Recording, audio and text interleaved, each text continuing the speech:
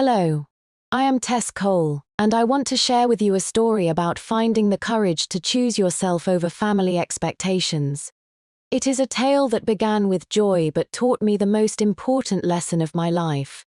Sometimes loving yourself means walking away from those who claim to love you. My sister Luna Cole had been missing for over 20 years when she finally returned home.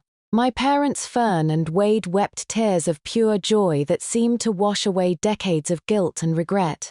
They had lost their daughter for more than 2 decades, and their hearts had been marinated in remorse ever since.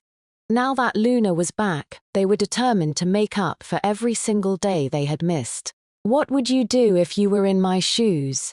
Share your advice below and subscribe to see how my story continues. And then, I made a decision that changed everything. I stood on the staircase watching the 3 of them embrace, feeling a complex mixture of emotions swirling in my chest.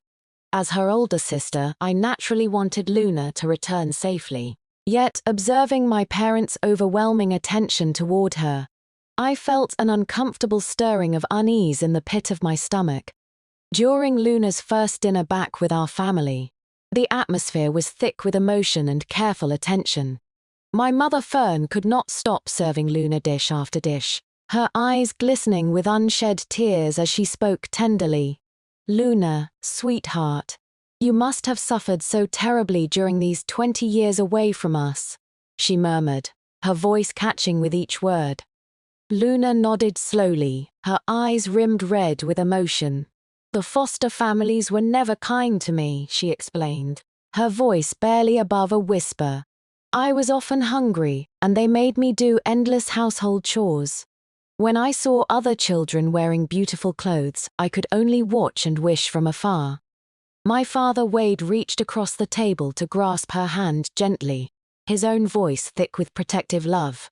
"My dear daughter, I promise to make up for every single thing you missed during all those lost years." I sat quietly at my place, picking at my dinner and trying to find natural moments to express my own concern for my sister's well-being. However, every time I attempted to join the conversation, I discovered that there simply was no opening for my words. After dinner, Luna's gaze lingered on the diamond necklace resting against my collarbone. "Tess, that necklace is absolutely stunning," she said with genuine admiration.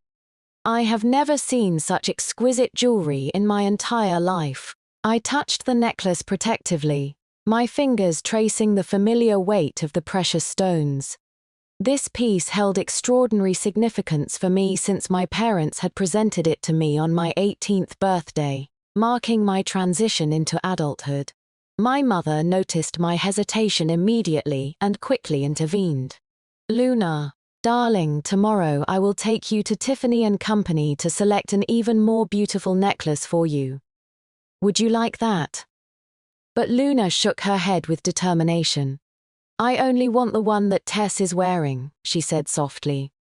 During all those years in foster care, I used to fantasize about returning to my real family. I would imagine sharing all the beautiful things with my sister, creating the bond we never had the chance to build. Her heartfelt words moved everyone present to tears. The raw emotion in her voice painted a picture of loneliness and longing that was impossible to ignore. My father turned his attention to me with a gentle but firm expression. "You are the older sister, and Luna has only just returned to us. Could you please be generous and let her have this small happiness?" Looking into Luna's hopeful eyes and seeing the expectant faces of my parents, I found myself unable to refuse such a seemingly reasonable request. I carefully unclasped the necklace and placed it in her outstretched palm. "If Luna loves it, then she should have it," I said with a smile that felt slightly forced. Luna's face lit up with pure delight as she fastened the necklace around her own neck. She turned to examine herself in the mirror, adjusting the pendant with careful fingers. "Thank you so much, Tess. I will treasure this forever and ever," she promised enthusiastically. However, the events that unfolded over the following days began to create an uncomfortable pattern that made me question what was happening in my own home. The very next day, Luna expressed curiosity about seeing my bedroom. She wanted to understand the environment where her sister had grown up, to glimpse the life she had been denied. I gladly gave her a complete tour of my personal space, and she examined every detail with wide-eyed wonder. "Your room is so spacious and beautifully decorated, Tess," she marveled, running her fingers along the furniture. "And look at this enormous walk-in closet. During my years away, I never had a bedroom of my own. I always had to share cramped spaces with other foster children." Upon hearing these painful details, my mother's heart immediately filled with sympathy and regret. "Luna, sweet child, why don't you take Tess's room for yourself? Tess can move into the guest room down the hall." I felt a jolt of surprise course through me. "Mother, I have lived in this room for over 15 years, I pointed out, hoping she would reconsider such a dramatic change. "Your sister has endured tremendous hardships and suffering," my father interjected with a tone that brooked no argument. "We must help her feel the warmth and security of a true family home." Faced with Luna's eager anticipation and my parents' unwavering determination, I felt I had no choice but to agree. "Very well," I said quietly, "Luna, the room is yours to enjoy." After relocating my belongings to the much smaller guest room, I hoped that this accommodation would satisfy everyone's need to help Luna adjust to family life. Unfortunately, I soon discovered that this room change was merely the beginning of an escalating series of requests and expectations.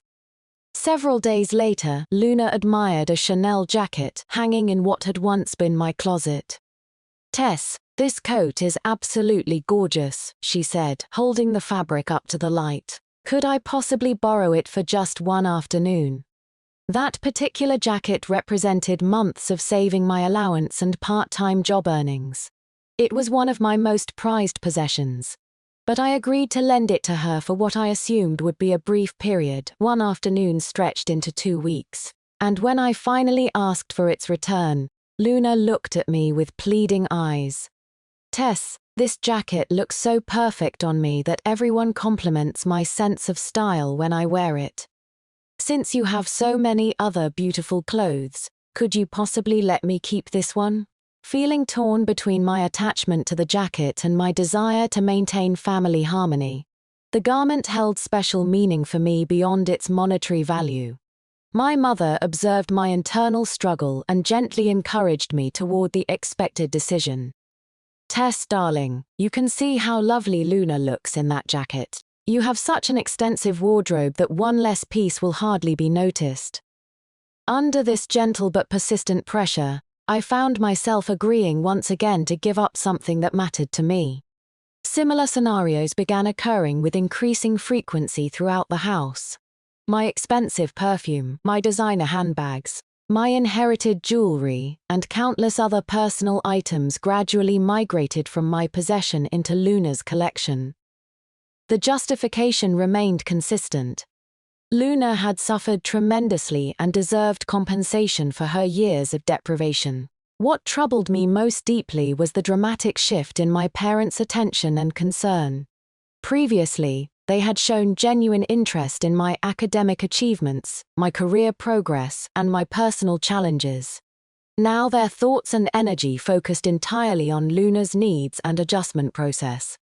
When I attempted to discuss a difficult situation at work, my father dismissed my concerns impatiently. "Tess, you are a grown woman who should handle professional problems independently. Luna requires our complete attention as she learns to navigate this new environment. She never experienced normal family life during her formative years." When I suggested that my mother and I spend an afternoon together watching movies, she declined with an apologetic smile. "Perhaps another time, dear. Luna has asked me to teach her some family recipes today." The poor child missed out on even the most basic domestic experiences during her years away. Gradually, I began to feel like an outsider in the home where I had grown up. My presence seemed unnecessary and even unwelcome when Luna's needs took priority over every other consideration. The most painful incident occurred during my 25th birthday celebration. My parents had promised to organize a special party to mark this important milestone in my life. I looked forward to the event with genuine excitement, believing that they still valued our relationship and wanted to honor me. When the celebration day arrived, I discovered that all the invited guests were Luna's newly acquired friends rather than my own companions. The house filled with strangers who barely acknowledged my existence while celebrating alongside my sister. Luna needs to establish social connections in her new community, my mother explained when I questioned the guest list. Your friends already know you well and do not require special invitations to maintain those relationships. The birthday cake bore an inscription that read "Welcome home, Luna," instead of any reference to my actual birthday. The frosting, flowers, and decorative elements all reflected Luna's favorite colors rather than mine. I stared at the cake in disbelief before asking my parents directly, "Is this supposed to be my birthday celebration or Luna's homecoming party?" My father shifted uncomfortably under my questioning gaze. We thought it would be meaningful to combine both occasions. After all, Luna's return is certainly worthy of celebration alongside your birthday. In that moment, the reality of my situation crystallized with painful clarity. In my parents' hearts and minds, any aspect of Luna's happiness took precedence over my feelings, my needs, or my special occasions.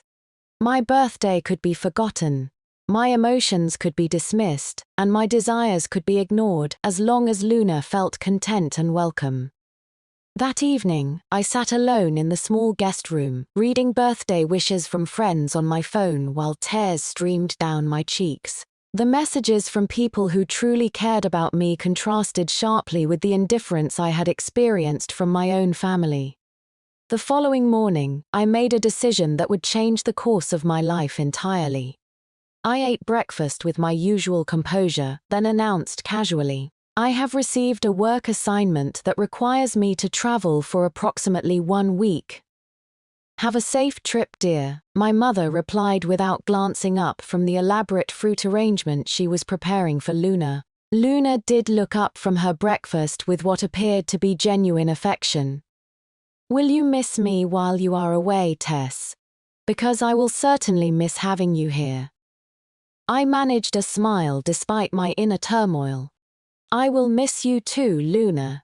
Returning to my room, I began packing my belongings with careful deliberation. This was not the simple packing required for a brief business trip, but rather a complete gathering of everything that held importance in my life. I collected my identification documents, my banking information, my valuable jewelry, and every item that carried sentimental significance. Everything else could remain behind for Luna to claim since nothing in this house truly belonged to me any longer anyway. When I departed that afternoon with my suitcase, Luna was in the living room trying on yet another of my dresses. "Have a wonderful trip, Tess. Please come back to us soon," she called out sweetly. "I will," I replied, knowing full well that I would never return to live as their daughter again. My departure marked the beginning of an entirely new chapter of authentic independence. I found a charming small apartment in West Los Angeles that felt warm and welcoming despite its modest size. For the first time in my adult life, no one would take my possessions, dismiss my feelings, or ignore my needs. When I graduated from UCLA, my parents had encouraged me to begin working at Cole Enterprises from an entry-level position. However, I had chosen to build my career at an external company in order to prove my capabilities independently. Now I realized how wise that decision had been. My financial independence meant that I did not need to depend on a family that no longer considered me a priority. During my free time, I began re-evaluating every aspect of my life with fresh perspective. Without the constant pressure and emotional manipulation from my family situation, I discovered a sense of freedom that felt like emerging from a cage into boundless sky. I could decorate my apartment according to my personal taste, purchase items that brought me joy, and spend time with friends without needing anyone's permission or approval. This liberation was intoxicating after years of suppressing my own desires for the sake of family harmony. 3 days after my departure, my mother sent a text message asking when I planned to return. I chose not to respond. Several days later, she inquired about the progress of my work project. Again, I remained silent. After a full week had passed, my mother finally called me directly. "Tess, why has your business trip lasted so much longer than expected? Has your project been completed yet?" she asked with growing concern. "The situation has proven more complex than initially anticipated," I replied calmly. "I am not certain when I will be able to return home. Luna has been asking about you constantly. She really misses having her sister around.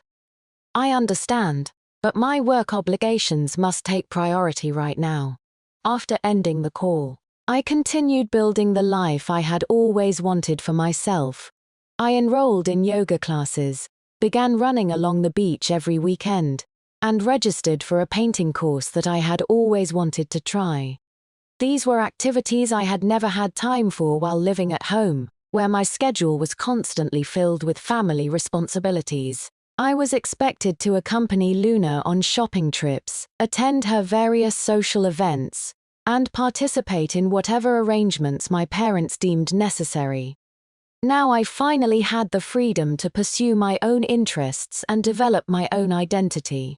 At the yoga studio, I met Anna, a retired middle school teacher whose warmth and wisdom reminded me what genuine mentorship could feel like. She possessed the caring nature of a true elder without any of the manipulation I had experienced at home. "Tess, you seem much more radiant lately," she observed one afternoon. "Has something particularly wonderful happened in your life?" I considered her question thoughtfully before responding. "I suppose I have finally learned what it means to live for myself rather than constantly trying to please others." Anna nodded with understanding. Many young people must go through that process of learning independence and self-respect. It is a crucial part of becoming a complete adult. Supportive relationships should actually look like. True care involves mutual respect and understanding rather than endless demands for sacrifice and compliance. While I was enjoying my newfound independence, troubling news about my family began reaching me through workplace gossip. Cole Enterprises was experiencing significant problems, and much of the drama seemed to center around Luna's behavior. "Have you heard about the situation at Cole Industries?" one colleague mentioned during a coffee break. "Apparently the owner's daughter, who was recently found, has been causing serious problems with the staff. I heard she has an explosive temper and becomes furious whenever things do not go exactly her way," added another coworker. "The owner, Wade, has already fired 3 employees just to protect her from facing any consequences for her actions." My heart sank as I realized that Luna's problems were far more serious than simple adjustment difficulties. My suspicions were confirmed when my mother called me one evening, her voice heavy with tears and desperation. "Tess, please come home immediately. We are facing a terrible crisis," she pleaded through her sobs. "What kind of crisis?" I asked, though I suspected what she might tell me. "Luna has physically attacked one of her co-workers at the company. The victim is threatening to file charges for assault and battery. Your father is desperately trying to resolve the situation before it becomes a legal nightmare." How serious was the attack? The injured woman required hospital observation for several days. Luna claims she simply disliked the woman and could not control her impulse to strike her. I paused for a long moment before responding carefully. "Mother, I believe Luna needs professional psychological evaluation and treatment." "How can you say such a thing?" my mother snapped angrily. "Luna is simply having difficulty adjusting to her new environment after suffering years of trauma. Some emotional outbursts are completely understandable under these circumstances. But attacking innocent people is never acceptable behavior. So you need to come home right away. Luna needs her sister's support during this difficult time. You are her family, and you should be helping her through this crisis. I took a deep breath before delivering my response. Mother, I will not be returning to that house. What do you mean? She asked in shock. I have been living independently for over a month now, and my life has improved dramatically. That house is no longer my home, and I no longer have a place in your family dynamics. My mother seemed stunned by my directness. That is your family home, Tess. You cannot simply abandon your responsibilities. Is it truly my home? I asked with a bitter laugh. My bedroom was given away to someone else. My possessions were redistributed without my consent, and my birthday was forgotten in favor of someone else's welcome party. Does that really sound like a place where I belong? Des, you are being unreasonable and selfish. I am not being unreasonable, I interrupted firmly. I have finally learned an important truth about family relationships. What truth? Love between family members should be mutual and respectful, not based on one person constantly sacrificing everything for everyone else's comfort. I ended the call and felt a surprising sense of peace rather than guilt or regret. I knew that returning home would only result in more demands for sacrifice and more emotional manipulation. During the following days, both my parents took turns calling me with various combinations of guilt, anger, and pleading. However, I remained firm in my decision because I understood that going back would trap me in the same destructive patterns that had consumed my happiness for so long. Luna's behavioral problems continued to escalate beyond the workplace incident. She became increasingly volatile at home as well, and neighbors reported frequent sounds of arguing and breaking objects coming from the Cole family residence. 1 month later, Luna was formally charged with assault and battery.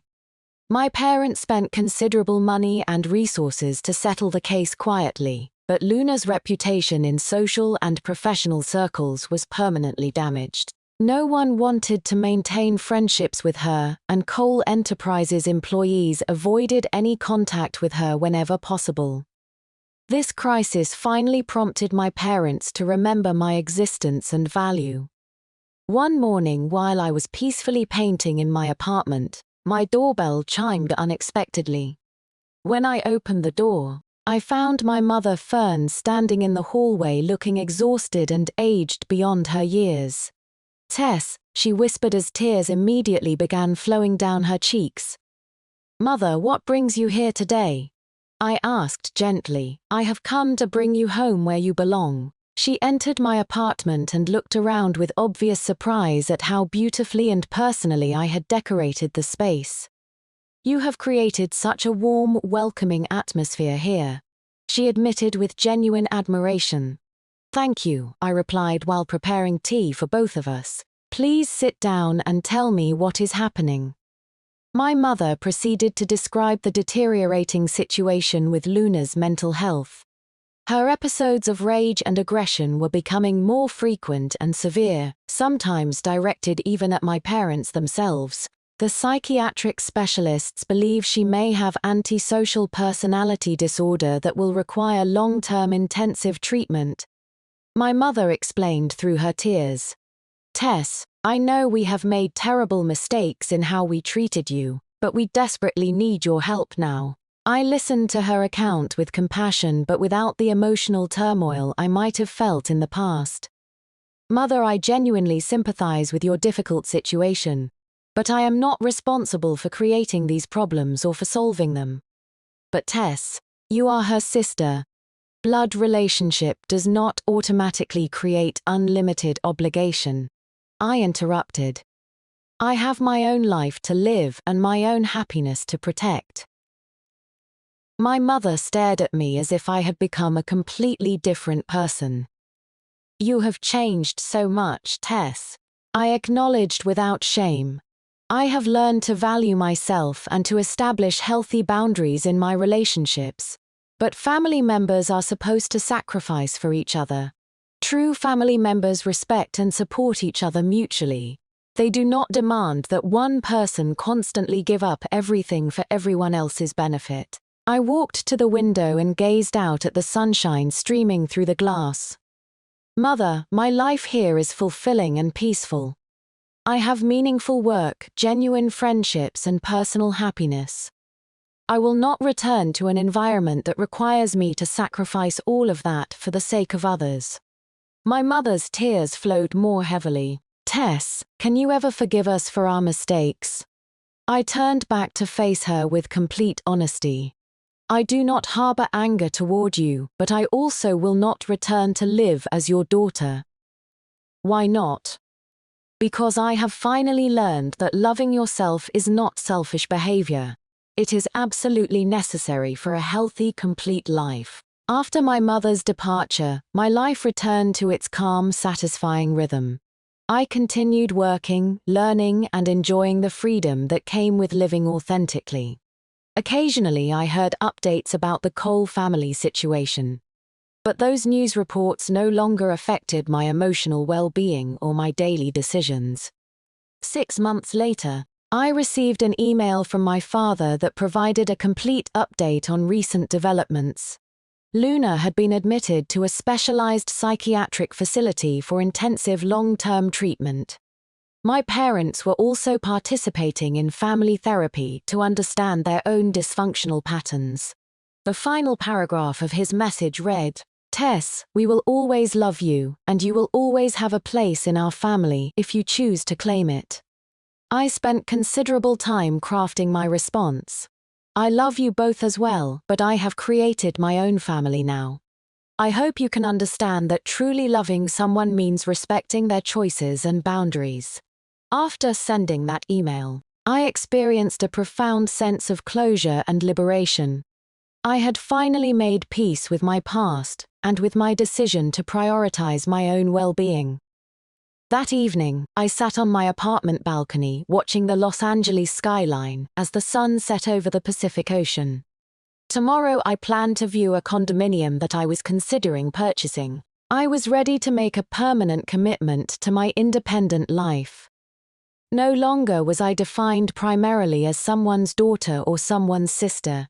I was simply Tess Cole, a woman who had learned to value herself, protect her own interests, and create a life filled with genuine happiness. This was the existence I had always wanted and deserved to have. Under the moonlight, I spoke aloud to myself. Tess, you made the right choice. From this moment forward, I would continue living for my own fulfillment, loving myself completely, and building the future that reflected my true values and desires. The most important lesson I had learned was this: sometimes the greatest courage is not about persevering in difficult circumstances, but about having the wisdom to walk away from relationships and situations that diminish your spirit. You must release connections that harm you in order to embrace experiences that nourish your soul.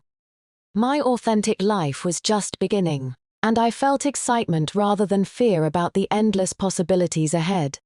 1 year later, I purchased a beautiful oceanfront condominium in Santa Monica.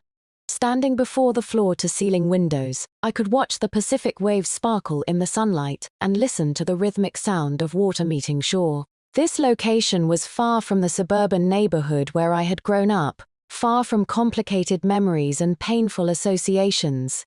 This was truly my own space. On moving day, Anna helped me arrange furniture and hang artwork.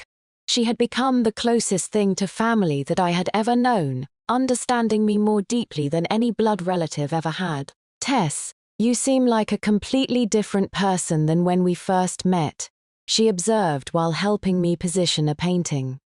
There is genuine light in your eyes now. I smiled with contentment. I think I finally discovered who I really am underneath all the expectations and obligations.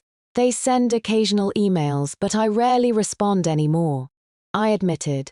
I know that might sound cold-hearted, but I must protect the peace I have worked so hard to achieve. Anna nodded with understanding. Sometimes distance provides the best healing for damaged relationships. After completing the decoration of my new home, I began fully embracing the solitary lifestyle I had chosen. Weekend mornings found me drinking coffee on the balcony while watching seabirds soar overhead. No one hurried me or made demands on my time. This freedom allowed me to completely reevaluate my approach to personal relationships. I finally understood that healthy connections should be mutually nourishing rather than one-sided emotional drain. My professional life also flourished without the constant distractions of family drama. My increased focus and productivity caught the attention of company leadership, leading to a promotion and significant salary increase. Financial security gave me even greater confidence to refuse any form of emotional manipulation or guilt-based pressure from any source. One afternoon, while I was concentrating on work, my assistant Jessica knocked on my office door. "Tess, there is a gentleman named Cole here who claims to be your father. He is waiting in the lobby and says he needs to speak with you." I felt my pulse quicken with anxiety. "Is he still downstairs?" "Yes, he said he would wait as long as necessary." I took a deep breath and made a firm decision. "Please tell him that I am in meetings all day and cannot see visitors." Jessica hesitated briefly. "He mentioned that he would wait until you became available. Then he can wait as long as he chooses, but I will not be meeting with him today or any other day." I was not acting from cowardice but from self-protection. I knew that any face-to-face conversation would involve attempts to manipulate my emotions and convince me to resume my role as family sacrifice. I had worked too hard to establish my independence to risk losing it now. The following morning, Jessica informed me that my father had waited in the lobby for 3 hours before finally departing. Before leaving, he had given her a handwritten letter addressed to me. The letter was written in shaky handwriting. "My dear Tess, I understand that you do not want to see me, but I must share some important information with you. Luna's condition has deteriorated significantly, and her doctors say her mental illness is more severe than we initially realized. She frequently asks about you and expresses how much she misses her sister. I know we made many serious mistakes and failed to consider your feelings properly. However, Luna truly needs family support, especially from you. The company is also experiencing major difficulties after losing several important clients. Your mother and I are getting older and find it increasingly hard to manage all these challenges alone. Tess, you are our daughter and the rightful heir to Cole Enterprises. Please consider returning home so we can start fresh together. We have always loved you, and that has never changed. Love, your father." After reading the letter, my hands trembled slightly. Not from emotion, but from anger at this continued attempt to manipulate my feelings and sense of obligation. Even in this desperate situation, they were still trying to control me by appealing to Luna's illness, the company's problems and family expectations. None of these issues should become my burden to carry. I tore the letter into small pieces and threw them in the trash. Then I sent an email to Human Resources requesting enhanced security measures for visitor access to my floor. That weekend, I joined several friends for a wine tasting trip to Napa Valley. This was exactly the kind of carefree, enjoyable experience I had never been able to pursue while living under family obligations. Spent days touring vineyards and relaxed by the pool in the evenings, sharing stories and laughter. My friend Sarah, a successful attorney, made a comment that resonated deeply with me. "Tess, you know what the best revenge is, living better than you ever did before." "I am not trying to get revenge against anyone," I replied thoughtfully. "Not revenge against other people," she clarified while raising her wine glass. "Revenge against the part of yourself that used to accept being treated poorly." Here is to the new and improved Tess. In that moment, I suddenly understood the transformation I had undergone during the past year. I was not running away from my problems. I was actively reconstructing my entire life. I was rebuilding my self-confidence, establishing healthy boundaries, and creating relationships based on mutual respect rather than obligation. After returning to Los Angeles, I made another significant decision. I began writing a blog to share my experiences and insights with others who might be facing similar challenges. My first article was titled, "When Your Birth Family Becomes a Burden." I wrote, "Many people believe that family members should love and support each other unconditionally regardless of circumstances. The reality is that some family relationships are toxic and will gradually drain your emotional and mental energy. Learning to say no to unreasonable demands is not selfish behavior, but essential self-protection. You do not owe anyone your entire life, not even the parents who gave birth to you and raised you." The response to this article was immediate and overwhelming. Some readers criticized me for being ungrateful and disrespectful. Others praised my courage for speaking openly about difficult family dynamics. Most importantly, many people shared their own similar experiences and thanked me for giving voice to feelings they had never been able to express. One commenter wrote, "After reading your article, I finally found the courage to move out of my family home. Thank you for helping me understand that loving myself is not wrong." These responses provided me with deeper satisfaction than any superficial family harmony ever could have. This was authentic and meaningful connection based on shared truth rather than forced obligation. My blog gained popularity quickly, and I even received an invitation from a publishing company to expand my experiences into a full-length book. This opportunity made me realize that leaving my family home was the most beneficial decision I had ever made for my personal and professional development. If I had remained trapped in that environment, none of these achievements or this level of happiness would have been possible.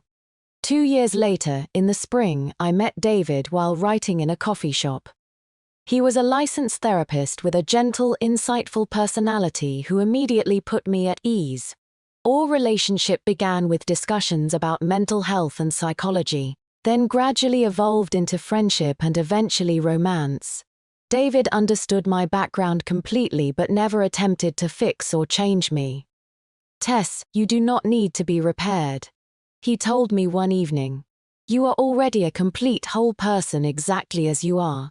This was the most beautiful declaration of love I had ever heard. Through my relationship with David, I experienced what healthy intimacy should actually feel like. We respected each other's independence while enjoying our time together. Neither of us demanded sacrifices or tried to fundamentally alter the other person. We each maintained our own friends and interests, while also sharing new experiences together. This balance confirmed my belief that the dynamics I had experienced in my birth family were genuinely unhealthy and abnormal. 3 years after leaving home, my book Redefining Family was published. The book detailed my personal journey, while also analyzing many similar cases and psychological patterns. Our chapter specifically discussed scapegoat children in dysfunctional family systems, where one child is consistently expected to bear responsibility for everyone else's problems and happiness. The publisher arranged a national book tour that allowed me to meet readers across the country who had faced similar challenges. At each stop, people shared stories that reflected themes of sacrifice, manipulation, and eventual liberation. A young woman in her 20s tearfully told me, "Tess, I thought there was something wrong with me for wanting to be treated fairly. Your book helped me understand that demanding basic respect is my fundamental right, not selfish behavior." Hearing these responses convinced me that sharing my painful experiences had been worthwhile. If my struggle could help other people achieve freedom and self-respect, then all the difficulty had served a meaningful purpose. The final stop on my book tour was Los Angeles. After the signing event ended, I encountered an unexpected person in the parking lot. My mother, Fern. She appeared much older than when I had last seen her 3 years earlier. Her hair had turned completely white, and deep lines marked her face with evidence of stress and sorrow. Tess. She called my name softly. I stopped walking and turned to face her. Hello, Mother. I purchased your book and read every single page, she said with obvious emotion. I want to apologize to you sincerely. This was the first time she had offered a genuine apology without conditions or ulterior motives. We definitely made many serious mistakes that caused you tremendous pain, she continued. I know it is too late to undo the damage we caused, but I want you to know how proud I am of what you have accomplished. Proud of me? I asked with surprise. Yes, absolutely. You had the courage to escape a harmful situation and build your own meaningful life. You have also helped so many other people through your writing. She wiped tears from her eyes. I have read the comments from your readers, and they are all grateful for your honesty and guidance. We stood in silence for several moments while the ocean breeze rustled through the parking lot palm trees. How is Luna doing now? I asked. She remains in the hospital receiving treatment. Her condition has stabilized somewhat. Though doctors believe she may never fully recover, at least she is no longer a danger to herself or others. My mother sighed deeply. Your father and I are also participating in therapy to learn how to become better parents. That sounds positive, I said with genuine sincerity. And I am not requesting that you return home, my mother said while looking directly into my eyes. I simply want you to know that we love you exactly as you are now. These words brought tears to my eyes, not because I wanted reconciliation, but because I was finally hearing the unconditional acceptance I had always craved. Mother, I love you both as well. I replied honestly, but I have created my own family now. I understand completely, she nodded. I just hope that if you ever want to see us again, you will know that our door remains open for you. After saying this, she turned and walked away. I watched her figure disappear into the distance while feeling a complex mixture of emotions. For the first time in many years, I had experienced genuine understanding and respect from my mother. However, I also recognized that this change had come too late to alter my life path. I was no longer the child who needed parental approval to feel worthy and happy. I had learned to provide myself with love and validation. When I returned home, David was preparing dinner in our kitchen. How did the signing event go today? He asked. Very well, I met many interesting readers, I replied while embracing him. I also had an unexpected encounter with my mother.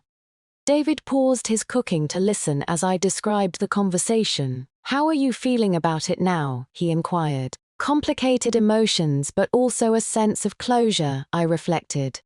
I think I have finally released all my expectations. Released your anger toward them? No, released my need for their approval, I clarified. I no longer require their recognition or acceptance. That freedom feels wonderful. David smiled with understanding. That sounds like genuine maturity. Yes, that was exactly what maturity meant. Evolving from a child who constantly sacrificed personal needs to gain love into an adult capable of loving and protecting herself. The process had been painful, but the results were beautiful. Now I possessed a stable career, a healthy romantic relationship, and authentic friendships. I did not need anyone to rescue me because I had successfully rescued myself. Most importantly, I had learned this fundamental truth. A real home is not determined by blood relationships, but built through love and mutual respect. My chosen family, consisting of David, Anna, Sarah, and the strangers touched by my story, created a new kind of kinship based on understanding and genuine support. This was the life I had always wanted and deserved to have. 4 years later, David and I were married in a small ceremony in Santa Barbara. We invited only our closest friends to share this intimate celebration. Anna served as my maid of honor, telling me, "Tess, seeing you this happy makes me happy too." I chose not to invite my parents to the wedding. This decision was not based on lingering resentment but on the recognition that they belonged to my past rather than my future. My new life had room only for people who genuinely loved and supported me. During our vow exchange, David spoke words that moved me to tears. "Tess, you have taught me what true courage means. Not the absence of fear, but the willingness to live authentically even when afraid." I replied through my tears, "David, you have shown me what real love means. Not possession and sacrifice, but understanding and encouragement." After our wedding, we honeymooned in France. While walking through lavender fields in Provence, I wrote myself a letter. "Dear Tess, thank you for having the courage to leave an environment that harmed you. Thank you for having the wisdom to build a life that reflects your true values. Thank you for having the generosity to share your story with others who needed hope.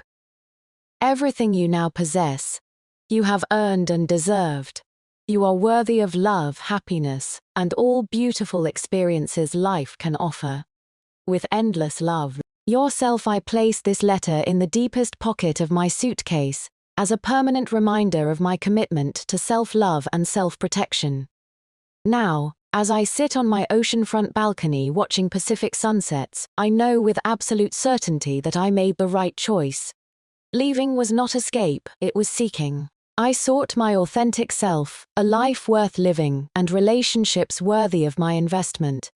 Sometimes the greatest act of respect toward family is not obedience, but living so fully that those who truly love you can see your worth and potential. This is my story. A journey about leaving and rebuilding, about loss and discovery, about growth and freedom. If you find yourself facing similar challenges, I want to tell you, you do not owe anyone your entire life. You have the right to pursue your own happiness. You deserve to be genuinely loved.